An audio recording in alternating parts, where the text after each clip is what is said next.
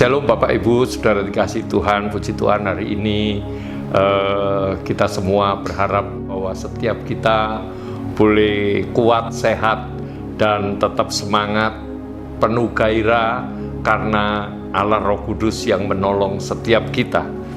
Hari ini kita akan mengambil satu renungan, yaitu tentang penggenapan kisah Yunus. Kalau kita membaca kitab Yunus dari Fatsal 1 sampai Fatsalnya yang keempat, pasti kita akan mendapatkan sesuatu pelajaran yang penting sekali buat kehidupan kita. Bagaimana ketika Yunus itu melanggar perintah daripada Allah, maka Yunus ditelan oleh ikan besar selama 3 hari 3 malam.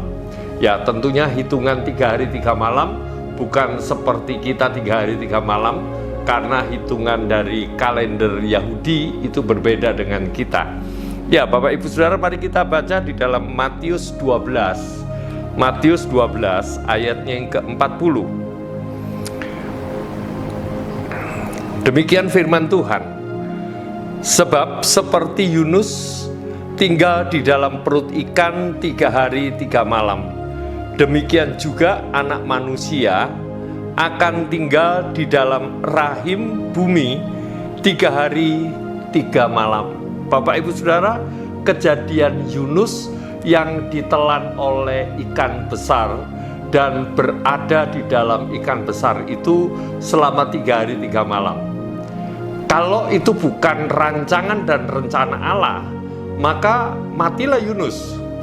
Sebab 3 hari 3 malam saya nggak tahu apa yang harus dimakan oleh Yunus, apa yang harus diminum oleh Yunus, kita semua nggak tahu. Tapi ini karena satu peringatan buat Yunus dan juga buat kita semua, maka Yunus hari yang ketiga itu keluar dari perut ikan dalam keadaan yang sehat. Nah, ini disandingkan atau disamakan, kejadiannya sama dengan Yesus sebagai anak manusia, bahwa Yesus itu pernah mati. Ya, sekali lagi, pernah mati. Dia bukan pura-pura mati, tapi benar-benar mati. Dan dia masuk ke dalam kubur selama 3 hari.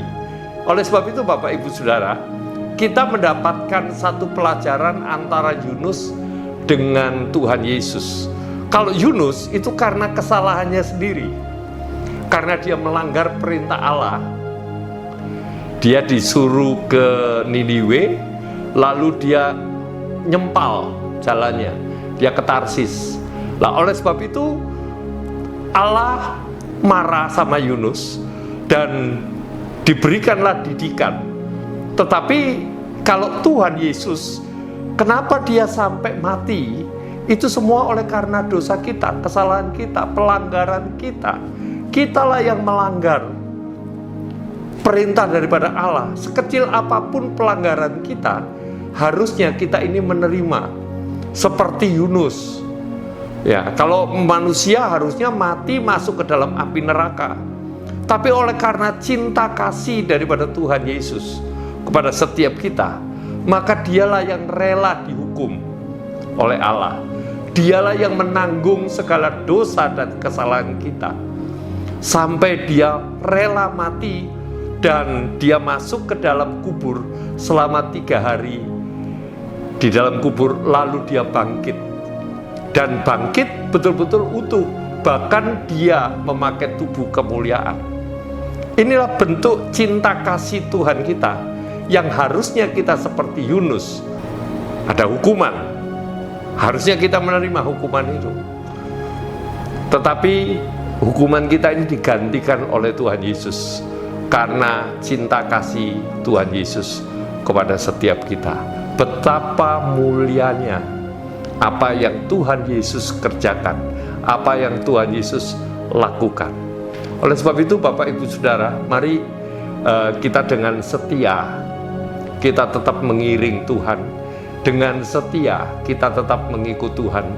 Kalau hari ini kita tersandung jatuh, mari kita bangkit dan kita memakai hidup kita untuk kemuliaan nama Tuhan. Dan percayalah bahwa cinta kasih Tuhan kita tetap akan selama-lamanya dalam kehidupan kita. Saya tutup dengan satu ayat yang terambil dari kitab Roma pasalnya yang kelima ayat 21. Supaya sama seperti dosa berkuasa dalam alam maut. Ini sudah ditanggung oleh Tuhan Yesus. Demikian kasih karunia akan berkuasa oleh kebenaran untuk hidup yang kekal oleh Yesus Kristus Tuhan kita. Harusnya alam maut kita yang menerima, tapi sudah digantikan oleh Tuhan Yesus, dan kita menerima kasih karunia.